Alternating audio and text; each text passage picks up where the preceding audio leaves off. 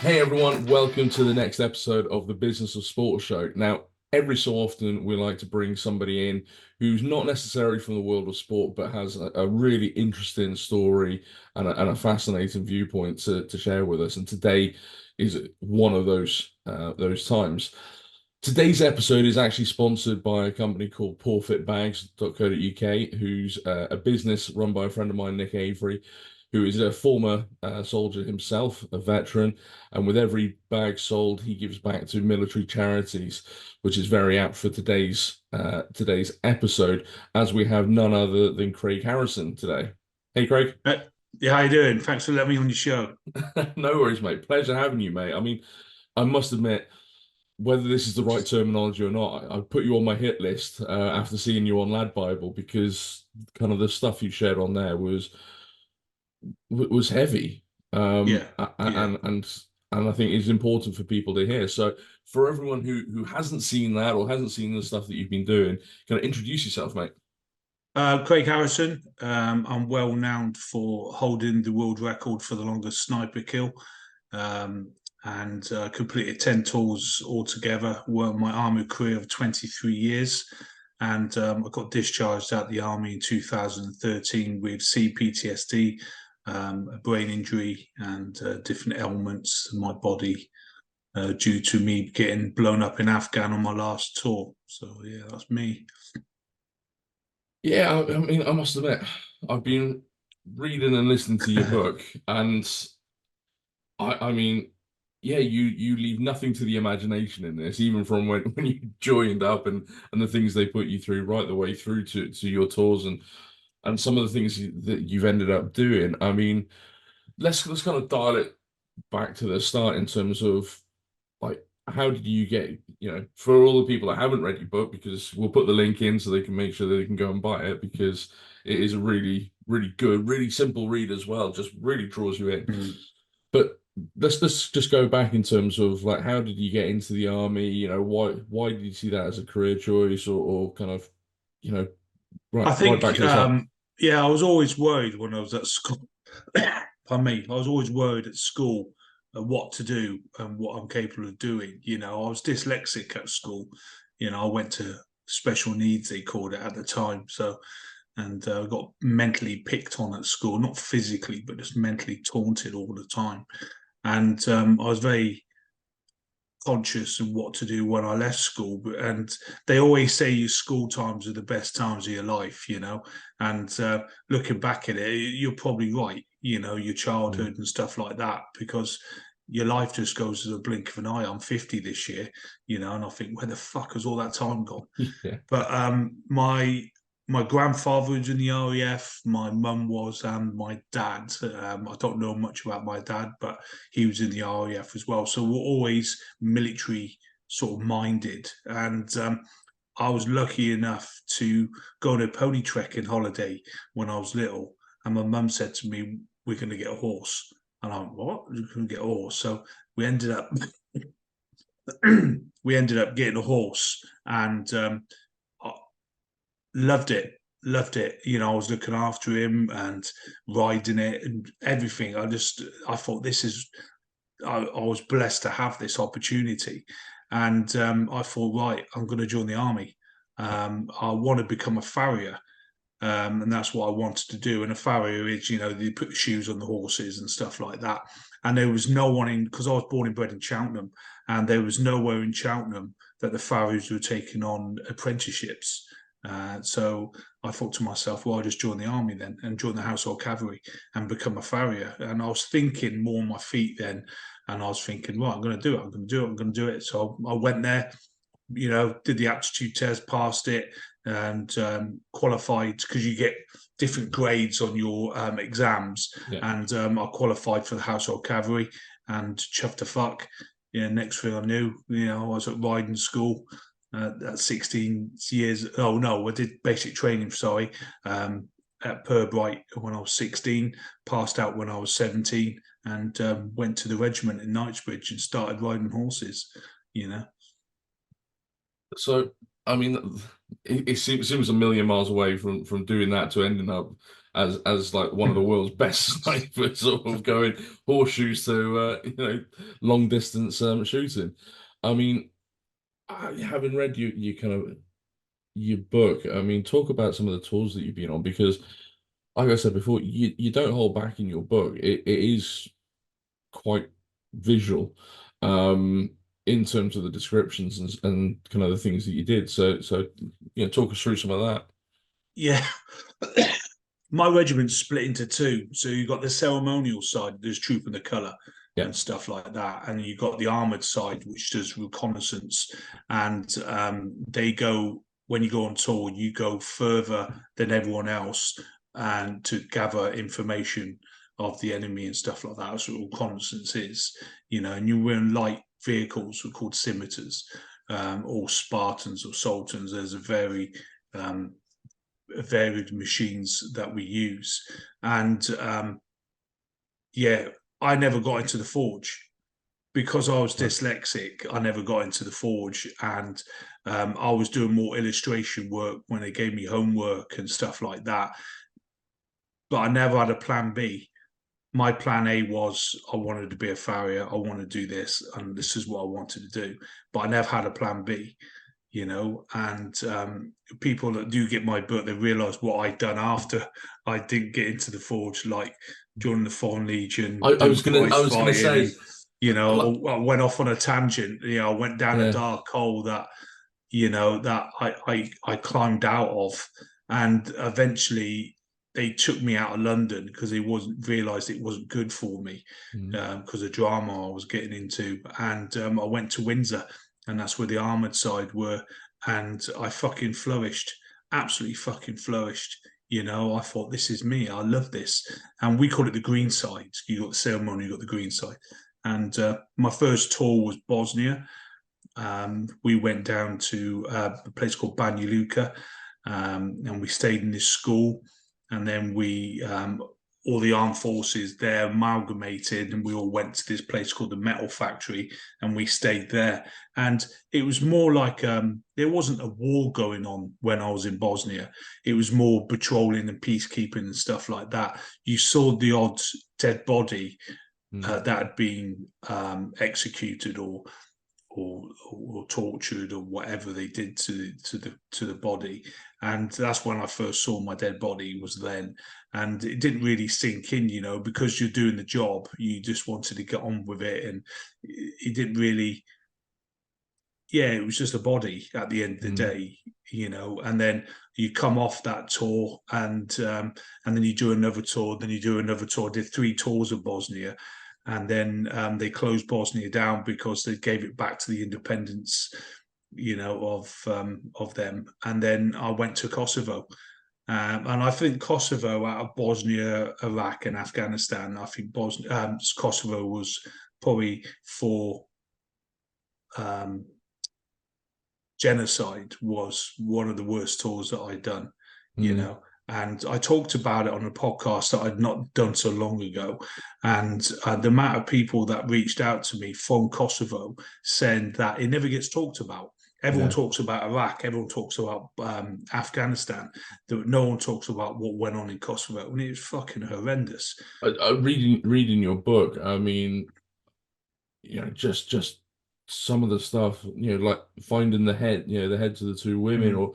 or like the crazy thing you talk about, the guy that you passed on patrol who looked like he was fishing all the time, and and Yeah, then and then yeah, going to yeah, talk to him, and going, actually, some sick person has killed him and then sat him there to make him look like he's fishing, and they're yeah. going, who does And that? we found loads of cigarette boxes on him, like loads of little cigarette boxes, and we thought fucking weird. And we opened the cigarette boxes, and it was just full of money. Each cigarette box was full of money. He had about 20 cigarette boxes. He must have had in their currency about 30 grand on him in all these little cigarette boxes. It was Yeah, quite bizarre. And yeah, that day we just thought we'd go and see what he's doing. He's always there, yeah, getting on with his life. And obviously he was just rotting away by the side of the river. yeah, and I mean. I was listening to that bit when I was in the gym and just kind of, I think I just kind of stopped and was just shaking my head at the stuff that you were having to do of just dealing with bodies just in the river or The like the trouble, trouble, heads. the trouble with Kosovo is we were meant to be there as a fighting force. Mm, So the Serbians went into Pristina, the major town there. They were doing what they were doing, and our job was to push them back into Serbia. That was our job, yeah. and we did that. And then we were only meant to be there for 3 months. After that 3 months, we were then meant to get withdrawn, and another set of British troops come in to do hearts and minds, and sort of like look at the infrastructure of what's happening in Kosovo, but never worked out like that because we were Mm. so short, like we are now, we're so short on army people, soldiers, that they decided to keep us there. So the bloke up the road that was shooting us for 3 months now we're giving his son a football and crayons and telling him everything could be all right. And it was just bizarre. What a way of describing it. Yeah. Yeah, Yeah. But I mean, even just you talking about the preparation for that of I think it was that tour that you said that you turned up and well you had no ammunition, and then no. when it did turn up it was all blanks, Oh, that was and Iraq. That was oh that Iraq. was That Iraq. was. Yeah, yeah, yeah. Going forward, going to Yeah. Iraq, the first invasion, pushing in from Kuwait, and we we pushed forward, go over the berm that they blew up into, and we had no ammunition. So they had to cancel it and kick it back a few days to wait for the ammunition to come in because they bought blanks in instead of live ammo. Can you imagine the fuck up of the guy going, "Whoops." Yeah, I exactly. always think that. Yeah, well, yeah, somebody lost their job over that, but Oh yeah, Jesus Christ. massively. But I mean, how do you think that that's affected you as a person, in terms of the stuff that you saw in Kosovo? Because yeah, like you said, people talk about Iraq and Afghanistan and stuff like that, but Kosovo, even Bosnia, seems to be almost a bit of a forgotten conflict Yeah, um you I can never say the word. You decompromise. You put it in uh, your. yeah, compartmentalize or That's it. whatever. Yeah, you put Yeah. it in the back of your brain. Because when you're on tour, you're moving 1,000 miles an hour. You haven't got Mm, time to think about it, and you don't really look at them as people. You look at them as bodies. yeah. And you just got to get on with your job. There was times when we had rubber gloves on, gas mask on because the smell was so much, and we just had to deal with it. And I think there was when you come off tour, you get they did it more when Iraq and Afghan kicked off, but Kosovo. I remember walking into this office, so a whole troop of lads lined up outside this office, and there was a lady in there, and she was a psychologist for the army, and she'd sit you down and you go, "Everything okay? Yeah, I feel fine. Okay, off you go." And then Rubber you got to stamp leave. next. Yeah, and that was it. Then you go and leave, and that's their way of dealing with it, And I think I got my PTSD started from Kosovo because I got out after Kosovo, just because I just wanted to clear my mind a bit more, Mm, and only got out for a few months and I rejoined again. So I always intentional to rejoin again, but I just wanted to slow down a bit because yeah. we were just getting fucking smashed all the time, bouncing tours and stuff like that. So yeah, I got out after Kosovo just to chill out a bit and just recock again, and then I rejoined, and I think I joined and then 3 days after me joining, I went straight to Iraq. So Welcome back. Yeah. yeah, yeah, Don't yeah. unpack your bags, you're off again. Well, I Yeah. was going for the TA. I was going up north. It was 223, I think it was. I was going through the Special Forces TA training. So when I rejoined, because they said that I was going through that training and my skills and drills were up to date still, they said, you can come out with us. And I went, yeah, okay, I'll come out. So Yeah. I went out. Uh, so I just want to dial it back again a bit because you mentioned a minute ago about running off to the French Foreign Legion. I mean, like I read that in the book and just went, what? Yeah. Like talk us through that of kind of Well, you got to think, mate. I'm just there. I'm what I was 18 at the time, and didn't have a plan B. And when I talk to people these days, I always say, especially younger generation, always have a plan B. As a sniper, I had a plan C, D, and E. Because I learned that the hard way as snipering. But as a normal civilian or soldier, and you want to have a career path in whatever job you're doing, always have a fucking plan B. yeah, Something in your back pocket. And that's what I didn't have when I joined, because I was just so focused on being a farrier. I thought nothing could stop me, but you can't predict what other people do, yeah, by saying, you're not going to, no, we don't want you. You think, fuck, what else am I going to do? And I was bouncing guards. So what it was, I was going on guard down in Whitehall on the horses, coming off, cleaning my kit, cleaning my horse's kit, going back on guard again. And we were doing like 13, 15 guards on the bounce. And you become a zombie because you finish cleaning your kit about 2 o'clock, 1 o'clock in the morning, and yeah, then you're up at 5, and it was just so stressful. They said that it was more going through riding school. I don't know if this is true. They said that it was more stressful than doing special forces selection than going through riding school, just because just the lack of of the sleep and all that, lack and of sleep and what you're doing. You're just constantly doing it all the time. And so I thought, fuck it, I'll go AWOL. I'll go AWOL, join the French Foreign Legion, you know.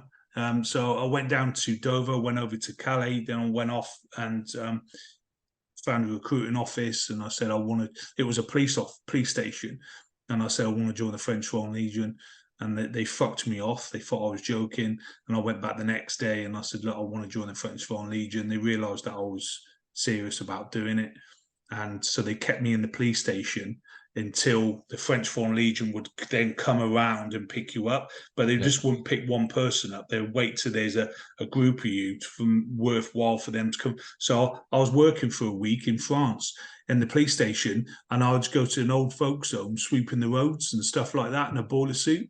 And then I'll come back, sleep at the police station and wait to get picked up. And finally, I got picked up, and they went off to the recruiting place. So yeah, and I was quite honest with them. I did the medical, did the physical, did the exams and stuff like that. And when you get interviewed by Interpol as well to check that you're not a complete fucking basket case. yeah, And then I went, yeah, I'm AWOL from the British Army, and they said, oh, we don't take, years ago we used to, but we don't take people that are AWOL now. And I was like, okay. So there's my plan fucking B up the fucking Swanee, yeah. So they kicked me out, and there's more stories in it. I'm just keeping it Oh yeah, short, a bit more PC than some of yeah, them. and so I went back to Dover, went back to camp. That's where I met Butch, Yeah, and then went back to Knightsbridge, handed myself in, and they charged me with desertion, not being AWOL, and they gave me 14 days in Nick, which I'd done, and then they soldier on really, and then that's when they said we're going to take you to Windsor afterwards, so to get you out of London because we don't think this is for you, And I thought that's fair enough, And when I went to Windsor, to the armoured side, the green side, I'd never got in trouble again. Never got yeah. in trouble. I was an exemplary soldier, and I climbed up the rank structure. Then, Do you think? I think because I was 16 years old, my brother joined the army, but I was a very loner as a child, very lonely. I was doing the horses all the fucking time. We Yeah, ended up getting more horses, and I was doing them all the time. And I didn't have many friends, or hardly none. I had one best friend, and I'm still in contact with now. And when I joined the army, fuck me, I'm in London. I've got a wage packet. I'm a fucking weekend millionaire. Bring it on, fucking London, and I'm just getting shit faced. I'm fucking going to nightclubs. I'm getting into fights, everything, things that I've never experienced as a yeah. kid. You know, It's the bright lights, isn't it? It's yeah. It's like when people in America go, I'm going to Hollywood, or going to Vegas, and they never get yeah. out of there and that's what it was like. And I'm very glad that the army saw that, because I never saw it. Well, I probably did, but I think I was so But you're far having a good down. time. Yeah, exactly. I was so far down that dark hole, I didn't want to get out. So, Yeah. and then and I flourished at Windsor. So yeah, So I mean, you say about having a plan B, C, D, and the rest of the alphabet. I mean, it's funny that someone I know says in business, if you have a plan B, it's because you don't believe in your plan A, and that hmm means your plan A is not going to succeed. I've always been of the kind of mentality that you do need a plan B and a plan C. You do need a backup because shit happens, yeah. and like you The said, trouble is, your mate saying that, okay, yeah, in your head, that plan A is going to work. mm, That plan A is going to work. And that's all you fucking think about is that plan A. It's going to work. It's going to work. That's what I'm going to fucking do. And of course, it's going to work because your brain's saying it's going to work. But you can't predict what other people do. yeah, You can't mind read them. So when you come in with your plan A and they go, fuck off, and you're like, oh, right. Oh, well, plan B then, yeah, So, and that's how it you works. have to adapt. Yeah. Exactly. Do you think with the army moving you to Windsor and the fact that you were doing, kind of more and more stuff that you enjoyed, that it was using your energy more rather than kind of leaving you in London and kind of, like you said, having that weekend millionaire kind of thought process that, they just found that perfect place for you. Yeah, yeah. I think me being a country boy, I fitted into the lifestyle. I used to love going and exercise. Bit of a camp rat. I hated um, being in camp, but when going and exercise, I fucking loved it.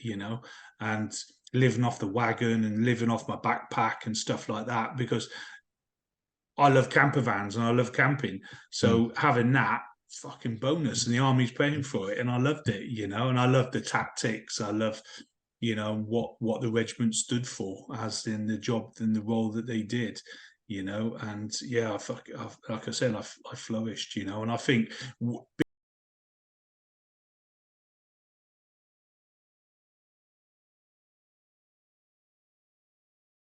or cavalry, the mounted side, had the highest AWOL rate in the British Army and one of the highest suicide rates as well.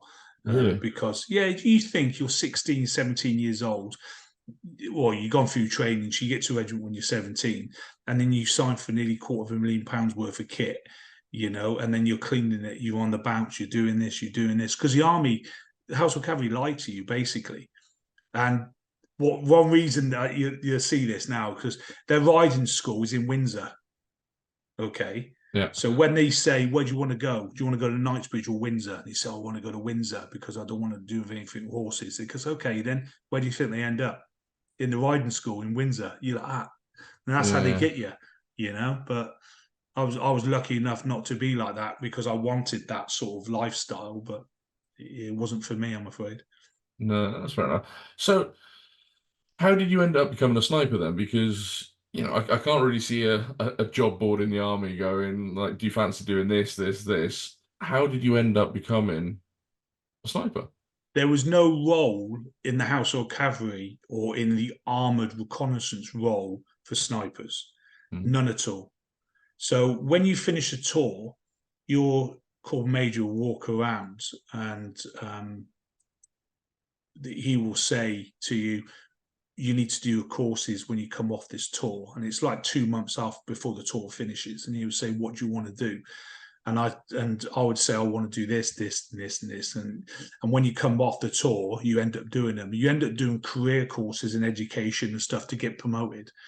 And I remember I was in Iraq and we were going into the village, major city called Al Amara. And the Americans went off to Baghdad. We went off to Al Amara and then to Basra. And that was our route we were taking. The Americans would take Baghdad. Yeah. And I remember we was at this big football stadium and we had fought for a couple of days trying to get in there, and eventually we used the football stadium as our house, as our location, our HQ, and we laid up there to get some supplies and water and ammo and reload and all that. And I thought, fuck, I'll just go for a walk. I'll clear my head. Yeah. So the football stadium had massive seats going all the way up. They must be a good 100 meters high. And so I walked all the way up to walk around the top of the perimeter. And each corner of the football stadium were snipers. The Okay. Royal Irish snipers, and I started talking to one. But you know what? He didn't look at me once. Didn't look at me. He was just on the glass all the time, looking through his scope. And I thought, fuck me, that's professional. That Yeah. is professional. And then he was saying to me what they do on your sniper course, and he said, yeah, they strip everything off you, like your mentally, like all your soldiering skills, they strip off you, and then they rebuild you like they want to rebuild you. And I Yeah. thought, yeah, I could have this. This is what I want, you know. So I Sergeant Major called Major walked around, said, what do you want to do when you finish your tour? And I said, I want to become a sniper. And he said, no, you can't, because there's no role in the household division. And I went, fair enough. Next tour, which one? I want to be a sniper, you know. And then through that year, I said, I want to be a sniper, I want to be a sniper. And eventually, the guy in charge of the armored corps said that we would have snipers in the armored role. Yeah. And I was lucky enough then to get the opportunity to go down to the sniper school for 9.5 weeks and train as a sniper, you know. But there was no snipers in my regiment. There was no snipers anywhere in the armored role. Yeah. So I didn't have a pre-course. So I didn't have any training or anything. And the paras, the guards that I tipped up with, have been in the sniper troops for months, getting pre-course, getting trained, getting shooting, everything. I tipped up my bag, and that was fucking it. They had rifles, ghillie suits, obs boards, spotting scopes, laser scopes. They had all the fucking kit. I had nothing, nothing. I was lucky enough to get a no to a Coldstream guard, and he brought loads of spare kit down, and I managed to borrow some of. Well, I borrowed all that kit for Yeah. the course. And then weekends we had off. Some weekends we had off, and I would come back to Windsor, and I'd spend the whole time in the tailor shop, making my ghillie suit, making my obs boards, making this, making my life better as a sniper when you're in the field, you know. And yeah, and that's how I become a sniper. And I think 30 started my course, and 4 of us passed. Yeah, so there's a high Jesus. failure rate. Yeah. Mm. I mean, talk me through some of the elements of the course then. So, what did you actually have to do and So when you start being a sniper, all right, um, the sniper is the sneaky beaky bastard bit. That's mm, the sniper bit. To shoot, you become a sharpshooter. So there's 2 elements to the course. There's the shooting phase, and then there's sneaky beaky phase. Okay. So if you pass the shooting phase and you fail the sniper phase, you become a sharpshooter, and then you go back to your regiment as a sharpshooter. yeah, So, and that's you meant to pass the 2 elements to forward on to be a badge sniper. And so on your shooting phase, you do near, mid, far. So you do from top of my head, 1 to 300, 300 to 600, and 600 to 1,000 yards. And you got a badge test, and you're meant to hit the target so many times in a close group, you know. And once you've passed that, and then you put forward onto the sniper bit. But the shooting bit's quite difficult because they rag you. They fucking rag you. And then you get on the firing point and you're breathing out your fucking arsehole, and your scope's going up and down because your lungs, and you got to yeah, concentrate on your breathing and slow things down. And that's what they do. They put you in a stressed position, and they make you stressed to make you a better sniper. So if your lads are in the shit and you see people dying, your heart's going 10 to the dozen. the You need to, adrenaline. you Yeah, need to compose yourself and think, right, I need to do this. And that's what the whole thing's all about, you know. And then you go on to the sniper bit, and yeah, I love that bit. I love putting my ghillie suit on. I love camming up, and I love creeping up on. Well, it sounds wrong now, doesn't it? I love creeping up on that's people. it. Outside of the army, it's a bit like, oh, hang Yeah, on. yeah, Yeah. yeah, yeah.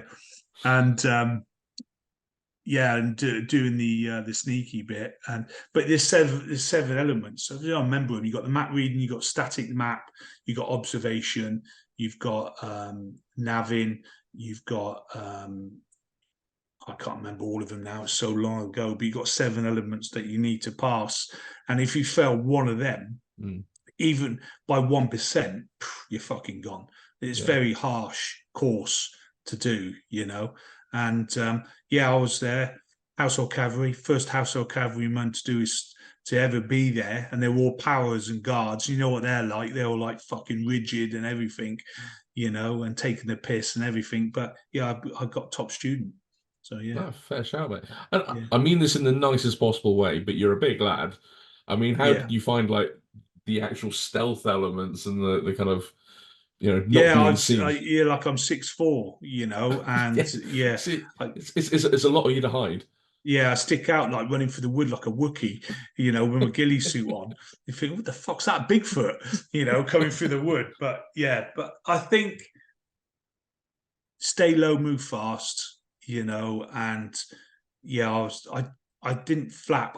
They give you a time limit, so they give you like you got 3 hours to get to this location. We call it an FFP, final fire position, and you got 3 hours to get there, or 4 hours, or 2 hours. It depends how long the stalk is, Yeah. you know. And lads were just rushing to get there and fucking fire the shot and fail.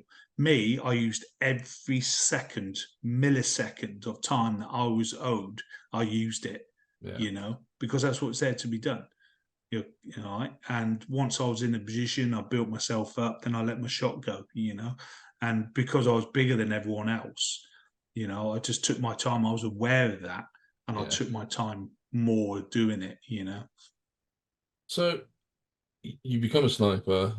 Like, let's talk about that first time of taking that shot. Then, what was going through your heads before, during, after? Well, that my first kill. Yeah. Yeah, so we was in the Maysan Desert in Iraq, and we were in a thing called a MOG, a Mobile Operational Group, and we would go around the desert. And the desert in Maysan is massive. It is fucking vast, and it's bizarre place because you would be 100 miles from anywhere, and the kid would tip up, going, "Water, water." You think, where the fuck has he just come from? Yeah. You know what I mean? So we weren't, covert as in, because they knew where we were. Yeah. And every time we stopped, we used to get mortared. And then we'd move on and get mortared again and move on. And it was constant. And we noticed that we were getting followed by a motorbike. And every time we stopped, we clocked him radioing in. So I got the green light to take him out. And the plan was to let the MOG move off into the distance, leave me there, cammed up in the sand. So when I saw him, I would take my fucking shot Yeah. and shoot him. So, and the heat makes your target. You ever seen films when people are walking in the desert towards you? They look really tall, and when they Yeah. get to you, they're really small. That's different heat shimmers. You get 4 times. So you get drifting, rising, horizontal, and boiling. You get different types of heat shimmer that would affect that bullet as you fire through the heat. All right. So I fired my shot and I hit the motorbike. And it's not like the films where you hit the fuel tank and it blows up. It's not Yeah. like that. Dramatic. Yeah, Yeah. he wobbled and fell off, and then he stood up. And as he stood up, I fired my second shot, and I just hit him below the throat, because I was aiming for the mass. Everyone says headshot, headshot. I always aim for the mass. And I'm guaranteed to hit that target, no matter what distance, Yeah. because I got a big head, but some people got little pea heads, Yeah. and so I did that, and then I got a vehicle, and we went up to him. The throttle of the motorbike was in the sand, revving. So, I stopped that, and he was breathing, and he was trying to grab his gun that was strapped to the motorbike, an AK, and his radio was still on, and it was still talking in their language, and he finally passed away through. I couldn't have saved him anyway. The Yeah. fucking shot him in the throat. He passed away, and then I searched him, and I found loads of maps on him, the radio, loads of int on him, and on the map, it had all the locations that we were in the desert and ranges and stuff like that. So it was definitely him. But I've killed someone, Yeah. and if you line 100 soldiers up and you say who's killed someone, I think one person or two people will put their hand up, and that's the averages of people in the army. Mm. But if you say who's been in a firefight, majority of people put their hand up with their tour, but to actually clarify killing someone. Yeah. And so, yeah, I've killed someone, and I thought I was in trouble. I thought, fucking hell, I'm going to get in trouble here. I've killed someone. I need to justify this. I need to do this. I need Mm. to, yeah. I'll just get my head together. And I used to sit on my camp cot at night, put my head down and think, fuck, I'm in trouble. I'm going to wait for a tap on the shoulder in a minute. But the tap on the shoulders that I got were thanking me for what I'd done, saying, yeah, you did a good job there. You didn't, you took that shot. Well done. You've saved us, somebody could have got killed. Well done. And not one tap on the shoulder going, can we have a quick word with you, mate? Why did you kill this guy? But yeah, so that was my first kill, and that was 600 or 645 yards. It's a decent distance Yeah, oh, to get yeah, the first yeah, one. yeah, yeah, because he was keeping wet out of sight of us, you know. So yeah, I shot the target, and I call them targets because if I thought of them as humans all the time, I think I'll be fucking mentally disturbed, Mm. and I think I'd fucking crack up Yeah. the kills that I've done. So I always look at them as targets and stuff like that, and I always say they've passed away as well. Yeah. Because yeah, he's dead. I don't want to glorify it. He's passed away. I've done my job. In a way, he was doing his job. Yeah. If that makes sense, Yeah, and you often see that with, World War II veterans when they were talking, or when they meet, yeah, like their German counterparts and all that, of going, well, they were doing the job that they were being ordered to do. yeah, We for were doing the sure. job that we were ordered to do. Yeah, There's no kind of animosity or no, anything. It sounds a bit weird by saying it's the job, but it is, at the end of the it day. is, yeah. I mean, did you ever think that kind of certainly after that first shot that you kind of question why, or whether you would want to continue to be a sniper or Not really. I knew that's your job, Hmm, and but people need to understand that being a sniper is not killing people. Being a sniper is gathering. This is what it's like. It's because we have a booklet of sniping, and it says the primary role of being a sniper is to gather lifetime information of the battlefield, and that is your primary role, to yeah, gather information of the battlefield. Being a sneaky fucker, getting in there and getting as much intelligence as possible. That is your job. Your secondary role, once you've got all that intelligence, is to take a target out if needed, yeah, and that's your secondary role. You know, so and that's why I've had hate mail calling me a killer, calling me a baby mm, killer, an assassin, things like that. Not really. They don't really understand the role of a sniper yeah, at the end of the day. If they understood the role, then they would rephrase their words. yeah. I mean that just that element of it, of the hate mail, the kind of, you know, social media rubbish, I mean, you say in your book about, even at times people shouting things out of cars and stuff like that. I mean, that's got to affect you and your family. Oh, Um, massively, massively. And mm, you wear it on your shoulders that it affects you. You feel responsible because you've done that on tour and you basically brought it home, mm, and now it's affecting your wife and your daughter and stuff like that, and that's what I didn't want, and that's how it happened. yeah. When everything got leaked to the media, fucking hell, it was just a fucking nightmare. Yeah.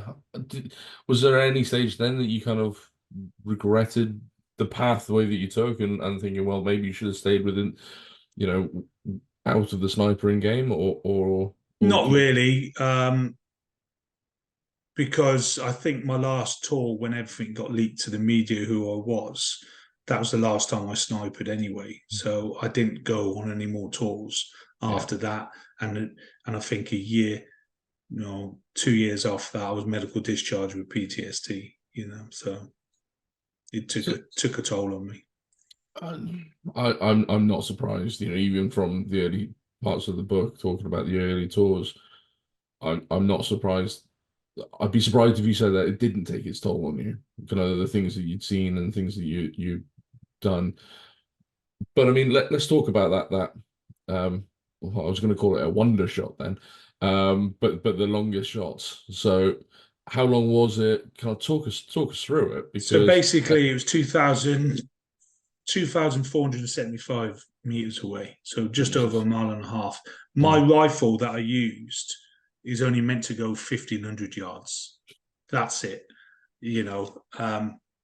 But then this day and age, it's been broken, but because people are using 50 cows, yeah, 50 cows can go 4 to 5 Ks plus, and my rifle's not designed to do that. It's a sniper rifle, and a 50 cal, I use it more as an aerial weapon or overwatch weapon more than a killing people, because there's not yeah. much left of you once you get hit by one of them. But Well, yeah, um, it was a winter's day, perfect winter's day. Do you know the days where it's nice and crisp outside?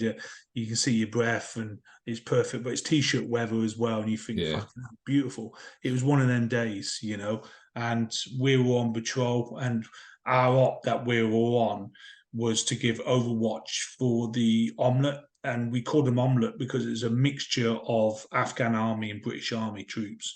And the army troops were teaching the Afghan army how to patrol, how to do army skills. And because yeah, they're mixed in, we call them an omelette, you know.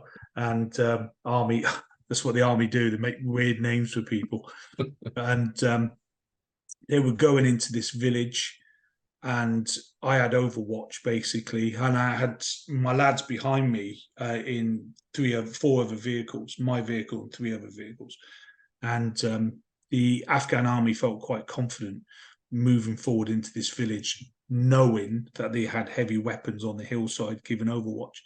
And in this village, I could see all the Taliban queuing up for an attack.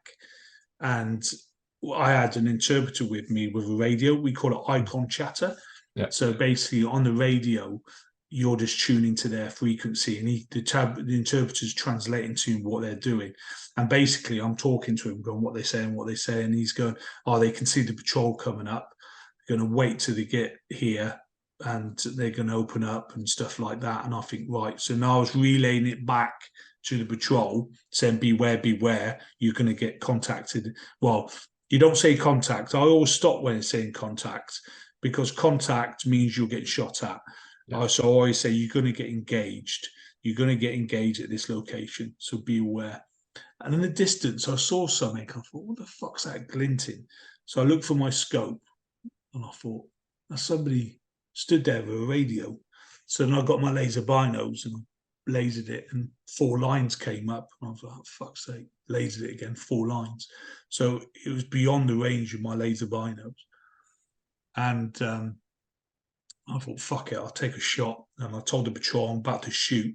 And I shot, and it took me, I was bracketing. So where my yeah, shot dropped, I call it lobbing in. I lobbed in another one, and another one, another one. It took me 9 shots, and I hit the compound wall. And then the guy disappeared. I didn't kill him, he just disappeared.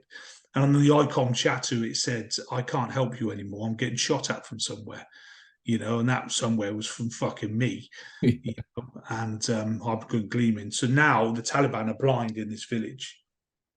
So they're coming up to this kill box, and their kill box is a bit of land where there's no cover, there's no nothing, and you can cause the most devastation, in that area, and sort of kill them all basically. And then yeah, they went into this kill box. They got opened up by the Taliban. The Taliban were then taking casualties. The patrol were taking casualties, and I had to think. And I was shooting away, with my rifle, taking targets out. And I was going, "Fuck! I need to think here quick, because they need to get their dead out. They need to get their injured out." So the 3 vehicles that are behind me, I said, "Go into the kill box, act as a buffer yeah, between the patrol and the Taliban." open up with all your firepower so the patrol can get out. So they Mm. did that. And then I noticed over in the corner, a guy stood next to an oil pump. And I thought, fuck, he's a marker. Because when you're in training, the Taliban, you always get taught they will flank you, right? Right. And as a sniper, you're only meant to take 1 to 3 shots, then get the fuck out of Dodge. I've been there all fucking morning shooting away. So they know where I am. And then I thought, fuck, that's a marker there. He's good. So I shot him, Yeah. right? He was 600 yards away plus. I shot him. He wasn't a marker. What he had done is knocked the water pump off and he had flooded the irrigation field where my vehicles were. So now my vehicles are wheel spinning and they're stuck in this. Right. It's not sand out there. It's like really clayey mud. It's fucking horrible stuff. Mm. And then the lull of the battle, you get a lull of the battle, you could hear a pin drop, and you're thinking, "Fuck." Then and I looked at my lads, and they're all on the deck, and I thought, "Fuck, they're getting shot at." So I checked all my farming points where I engaged targets, checked them all, and I've gone right. The only place I didn't check was at the top. So I checked again, and there was 2 guys with a PKM Russian machine gun, belt fed, and they were hosing down to my men. And I thought, fuck, I need to do something quick. So I fired my first shot, and it was 6 seconds of flight. So I was counting my head 6 seconds, and I saw the dust. I thought, fuck, I missed. Fired again. And as I fired again, he stood up and I hit him. I hit him Yeah. here in the chest. He fell backwards.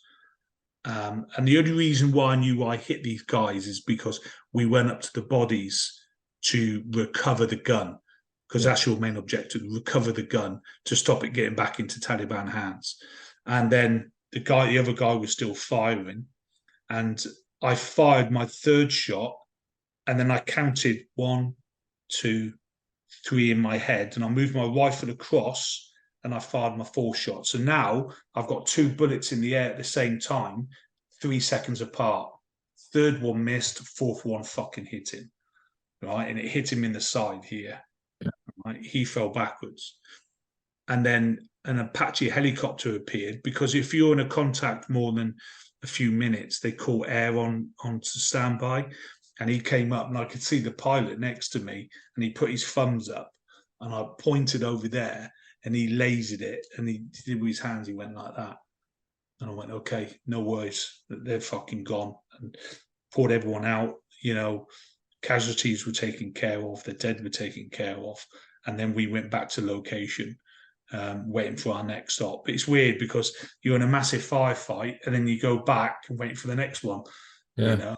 Yeah, it's just bizarre Yeah. how the whole Afghans Different levels. massively, you fight and you fight and you fight. They withdraw you, so you're not taking the land, and then you go back the next day and you fight again because they'd retaken that land again. It was just fucking pointless operation, some of them. Yeah, But yeah, it's kind of forward, back, forward, back, forward, back, yeah, and yeah. yeah, massively. And so he lasered it, and then I didn't know anything then. I didn't bother. I was just doing my job as a sniper. But not many people know I was stood up when I did my shot. I wasn't lying down. So Okay. I was leant against a wall, because if I laid down, due to the undulating ground, I wouldn't see my target, none of them. So I was stood up on a wall shooting.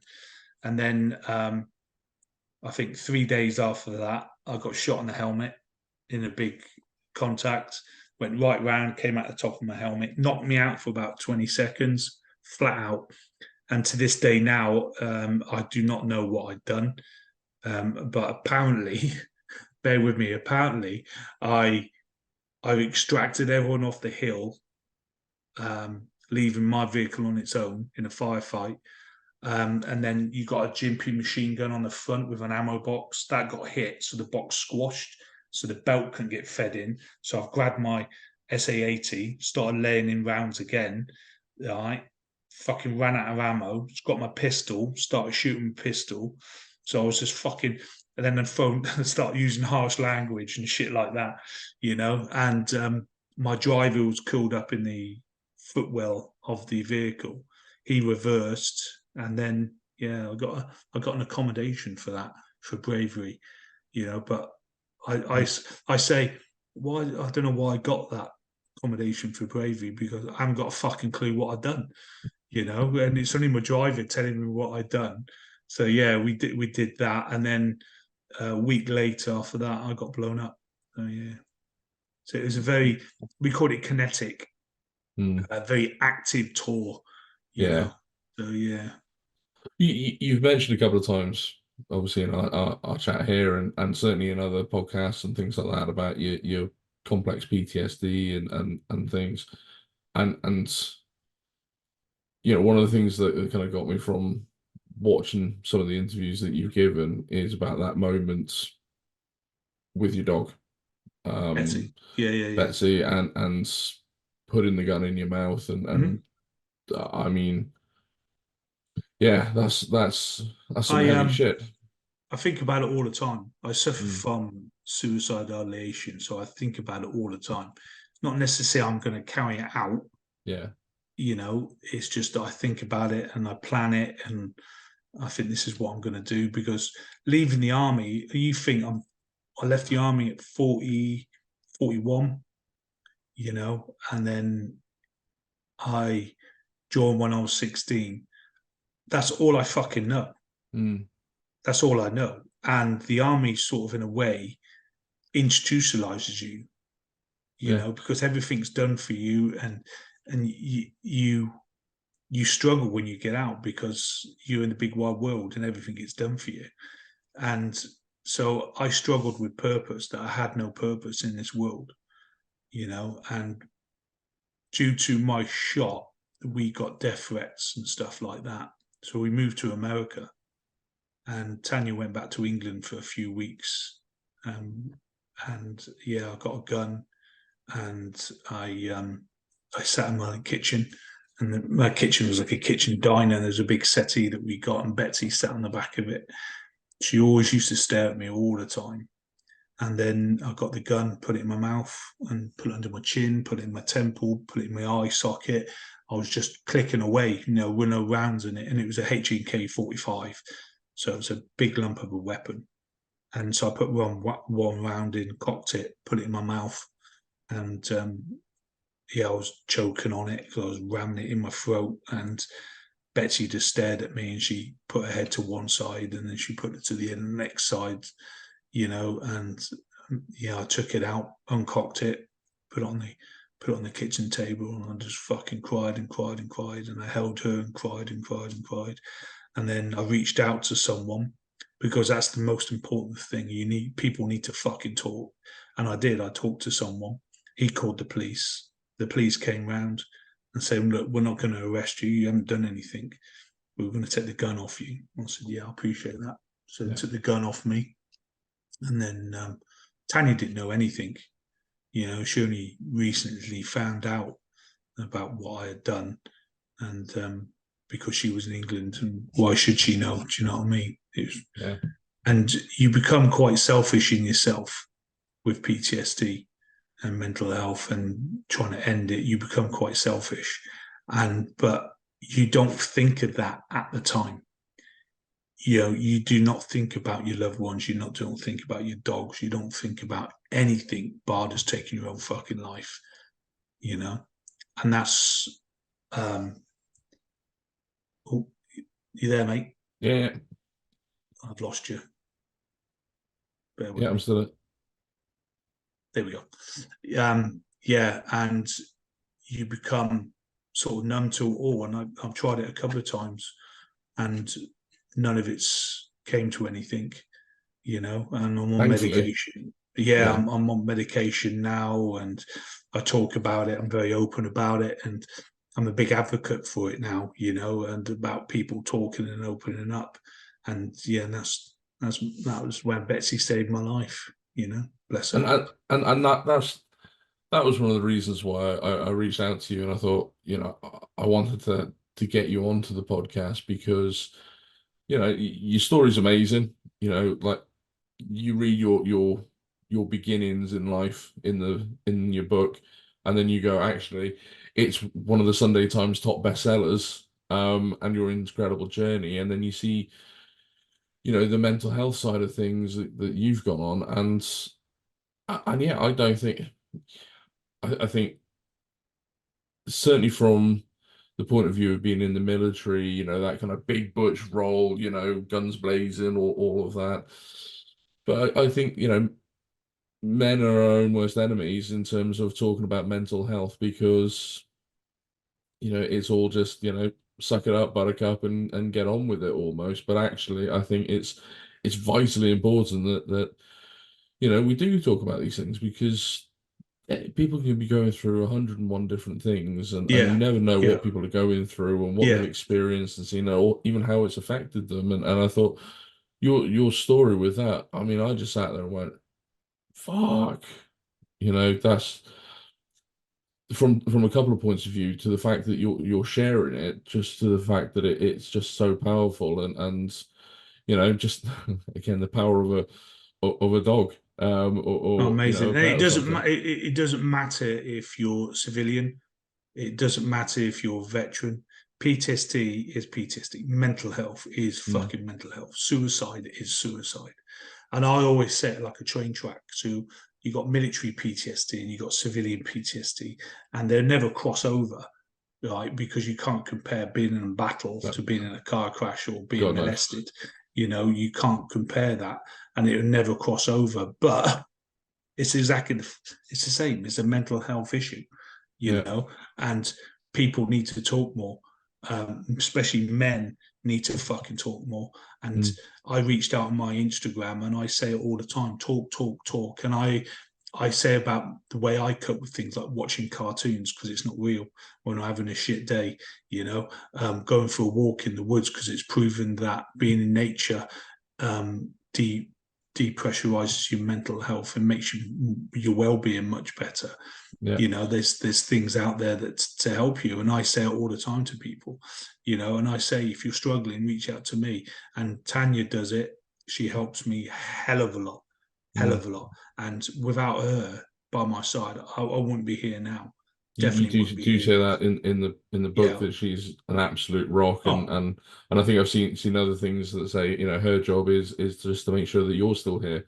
yeah. And I mean, that's such strength on her part as well. Oh, massively. Um, She doesn't realize. mm, She doesn't realize, and I do understand that some people are there haven't got a partner they can talk to.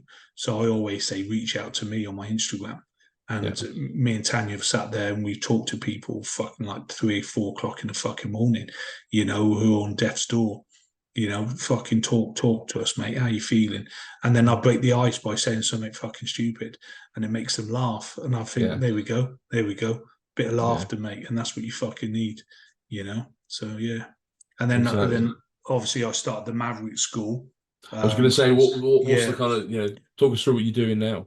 so I've got a full time job still. I work 9 hours a week, sorry, 9 hours a day or week, and then weekends I do bushcraft. I teach bushcraft for veterans, first line responders, anyone with mental health issues or people that wish to come down. It's not specifically for people who have mental health issues, but it's there for them. Veterans come down for free, Yeah, and they tip up on a Friday, leave on a Sunday, and then we just do bushcraft stuff, talk about random conspiracy theories, and just sit there and have a laugh and a giggle. There's no booze involved, there's no nothing, but just a good atmosphere to just mm, chill out and relax in, and that's what I do. And the amount of people I take is six, so I don't over because some people don't like big crowds and stuff like yeah, that. I put that in consideration. And yeah, and it's this is my third year now, and I'm fully booked up till August now. So yeah, so I'm just constantly busy, and that's what I do. And it's a non-profitable organisation, so mm, everything people do pay to come down on the course, but yeah, everything that people give me money or goes back into the school. I've just bought some throwing axes so I can start doing this year, Yeah, and going being sneaky in the woods and throwing axes and stuff, and just having a laugh and a giggle, and that's what yeah, it's all and taking about. people away from the kind of everyday Monday to Friday, Exactly. And the good grind. thing about the woods, you can't get a phone signal either. So, there's a fucking bonus there. So there's only certain gone. So what's the plan then? Is it to grow that? It Because is. I I applied to be a charity. I was going to say I saw something about that the other day and Fucking just said fuming. no. Yeah, they fucked me off. Said that we need to answer some more questions. So we answered the three questions they wanted answered. We Yeah, answered them, resubmitted that, and then they come back with another six questions saying you need to do, we haven't done that, you haven't done that, you haven't done that. You can't do that because mental health is not recognised in becoming a charity. But can you believe that? in this day and age where mental Yeah, health is such a hot topic yeah, across everything, and they're yeah. saying it can't be, it's not a charity. No, That's no. bullshit. And because some people pay to come down, I can't become a charity, but I know charities that you have to pay to go on to Yeah, certain courses. But yeah, it's just so we got Johnny Mercer involved, the yeah, Veterans MP. yeah, We from got him Plymouth. Yeah, involved. Yeah, and I think I'm speaking into him today and reference it because I'm so eager to become a charity, and so people can come down whenever. And I've mm, had people come down to the school that have been down 3 or 5 times. yeah. Yeah, just to get with, ring me up and say, Craig, can you fit me in? Yeah, come down, mate.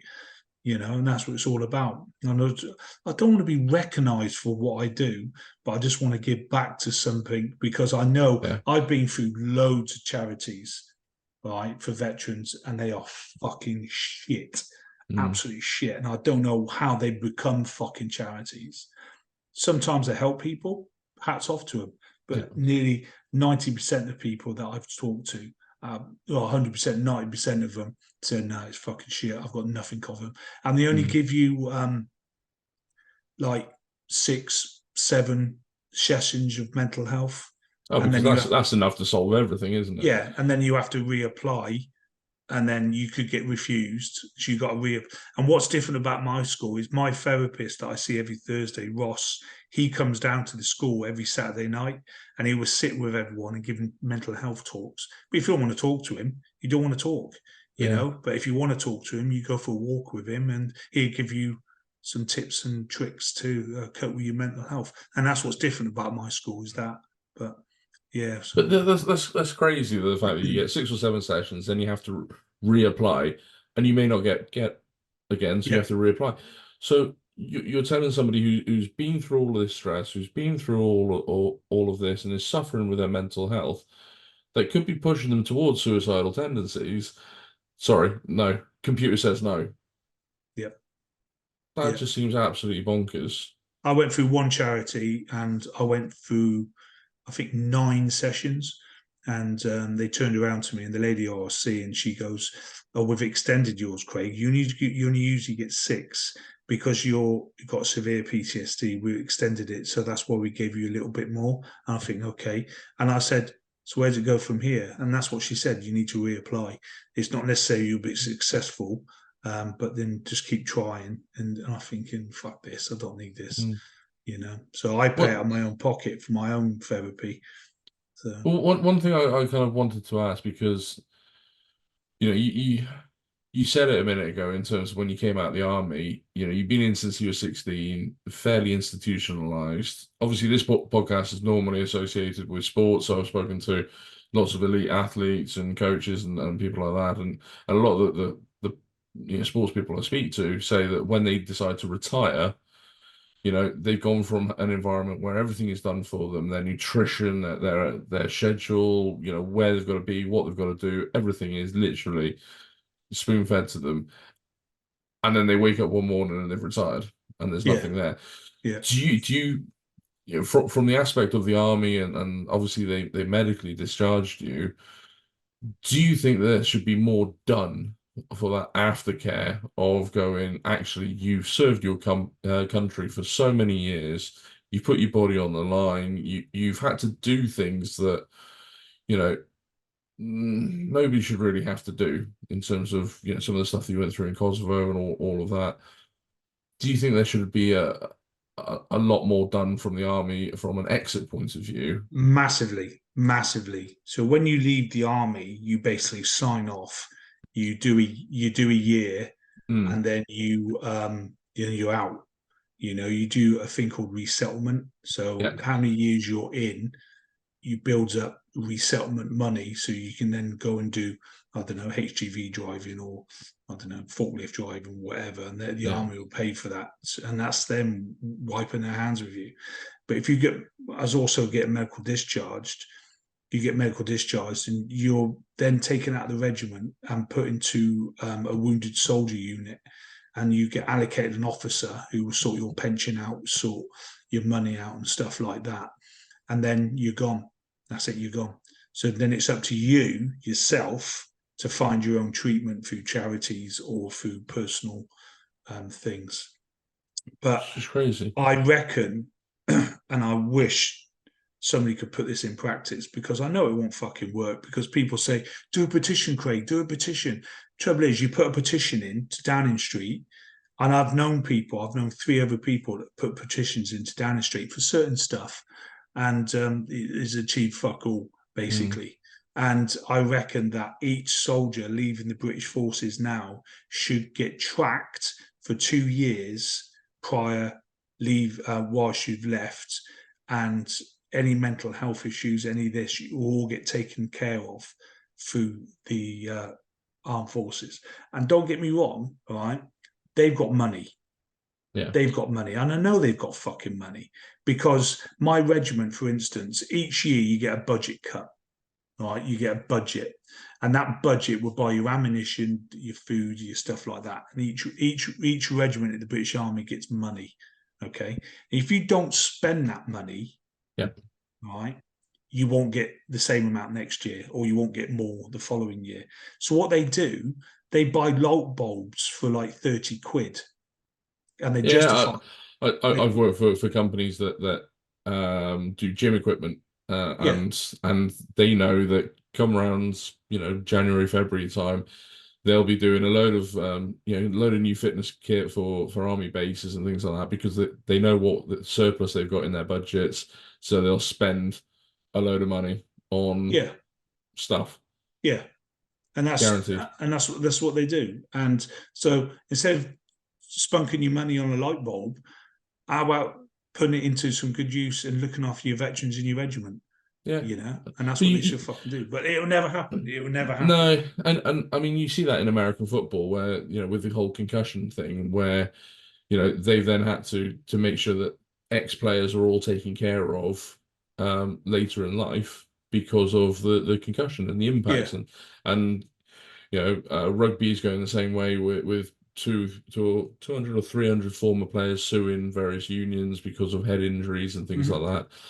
that. There is a duty of care after that job is done, because if you're putting people in that environment and that situation, Yeah. yes, you're getting paid for it, but actually you're still being put in that situation. There's still a duty of care. And it's just the kind of closing of your book of going, thank you, Army, thank you, Cavalry, be the best, fuck off. Yeah. Which, you know, yeah, from your story and even I was frustrated of going the fact that you've come out, you've done all these things, you've been put through the ringer, and it's short, little handshake and a little pat on the back, and off you go, and next please. Yeah. Um, Yeah. It's yeah, fucking awful. It's awful. not, Aftercare is fucking awful. And there's nothing more you can say about it. It's fucking awful. It mm, is, you have ideas how you can cope with it and what to do, but it just won't be fucking done. It won't be well, done. we'll make sure that we put a link to your school and everything and your socials in there as well. So again, people can reach out. And as I said at the start, a friend of mine is sponsoring this. Well, I say sponsoring. Um, I've just said, well, we'll push people to his thing as well, because he's a former para with a company that with every sale donates back to military veteran charities and things like that. So, good causes. Um, the final thing I'm going to ask you is, so when's the film being made? So, Chris Kyle got a film out of a shot. So, is there going to be a Craig Harrison on the big screen played by, I don't know. I mean, who's big enough to play you? Um, I I can't tell you. is it? That's all I'm saying. Is it okay? That's all I'm saying. There's I'll, things in the I'll there's things in the pipeline. So I'll accept tickets to the premiere. Don't worry, okay, no mate. worries. But it's got to be the guy Alan Ritchson who plays Reacher. I suppose Yeah, no worries. he's the guy big enough to play you. I Yeah. suppose. Well, mate, it's been awesome speaking to you. So informative and such an eye opener as well. And you talk really openly and honestly about your struggles and what you go through. And I know following you on Instagram, you're very open and honest on there as well. So we'll share those links and Thank you. get the Yeah, message good. out there as well. But really appreciate your time, mate. And obviously, if there's anything that we can help you with in the future, then No don't worries, Matt. hesitate. Thanks for having me on your No, show, mate. no worries. But thanks for watching, guys. Make sure you subscribe to the channel, check out the other videos, and follow this man on socials as well. I mean, great message, and buy the book as well. It's a great read. So, but thanks, guys, and we'll check out next time.